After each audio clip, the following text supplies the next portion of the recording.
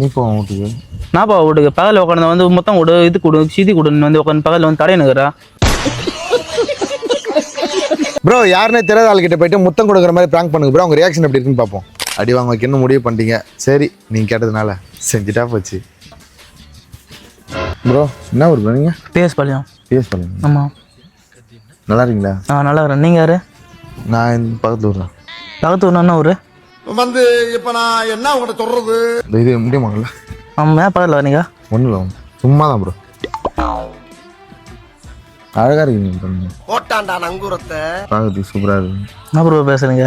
மாணவில்லை நீங்கள்? சூப்பராக இருக்கு ப்ரோ உடம்பு. என்ன ப்ரோ இப்படிலாம் பேசுறீங்க?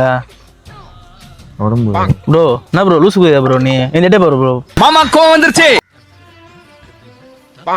ப்ரோ திரும்ப திரும்ப சொல்ல மாட்டேன் ப்ரோ. அடிச்சிருவோம் ப்ரோ. ரொம்ப பயங்கரமான ஆளா இருப்பாரோ ப்ரோ அடிச்சிருவோம் ப்ரோ. நான் அதுக்கெல்லாம் நீ சரிப்பட்டு வர மாட்டேன். ஒரு கிஸ் மட்டும். போடா புண்டா வீட்டுக்கு வந்து போடா. ஆம்பளை விட்டு வைக்க மாட்டா வந்துக்கிற. இது வீட்டுக்கு போடா புண்டா. இந்த அவமானம் உனக்கு தேவையா? நீ போ வீட்டுக்கு. நான் பா வீட்டுக்கு பகலில் உட்காந்து வந்து மொத்தம் கொடு இது கொடு சீதி கொடுன்னு வந்து உட்காந்து பகலில் வந்து தடையணுக்கிறா.